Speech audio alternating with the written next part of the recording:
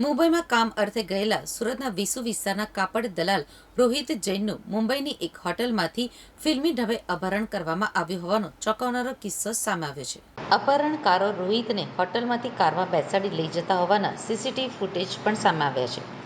રોહિત જૈન 19મી જુલાઈની રાત્રે પોતાના કામ માટે મુંબઈ ગયા હતા અને ત્યાંની સોના હોટલમાં રોકાયા હતા. 20મી જુલાઈના સવારે જ્યારે તેમની પત્નીએ ફોન કર્યો ત્યારે તેમના બંને નંબર બંધ આવ્યા હતા. પતિને કંઈક અજુગતું બન્યું હોવાની શંકા જતાં તેમણે મુંબઈ રહેતા પતિના મિત્ર મેહુલને ફોન કરીને તપાસ કરવાનું કહ્યું હતું. મેહુલની તપાસમાં જાણવા મળ્યું હતું કે રોહિતે વહેલી સવારે 2:45 વાગ્યે જ ચેકઆઉટ કરી દીધું હતું.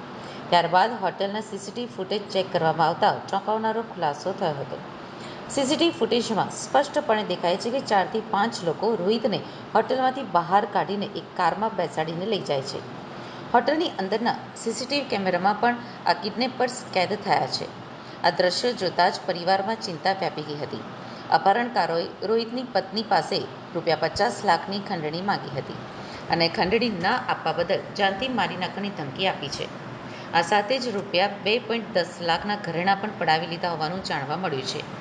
હાલ તેનો વિડીયો સામે આવ્યો છે. પોલીસે સમગ્ર ઘટનાક્રમ વિડીયો ફૂટેજના આધારે આગળની તપાસ હાથ ધરી છે. વેલ પ્લાન ઓર્ગેનાઇઝ્ડ ક્રાઇમની જેમ જે દિવસે રોહિતનું અપહરણ થયું એ જ દિવસે રાહુલ અને ચિરાગ નામના 2 અજાણ્યા ઈસમ સુરતમાં વેસુ સ્થિત રોહિતના ઘરે પહોંચ્યા હતા. તેમણે પોતાના મોબાઈલ ઉપરથી રોહિત સાથે વાત કરાવી હતી.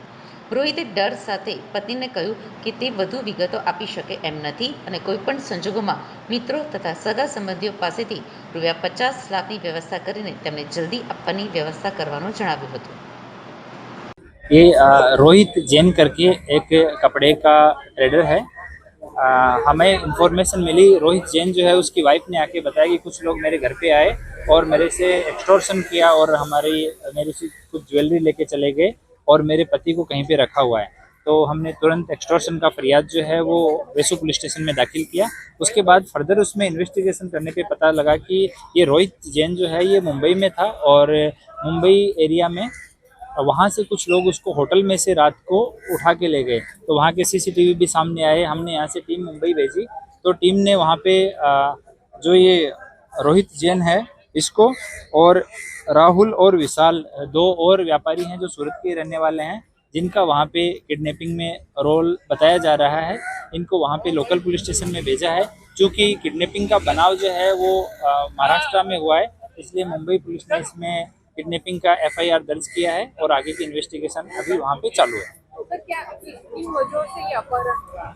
इनका आपस में कुछ लेन देन का मैटर बताया जा रहा है कि व्यापार के कुछ पैसे आपस में एक दूसरे पे, जो राहुल रोहित जैन है इसमें कुछ पैसे इसको देने बकाया था।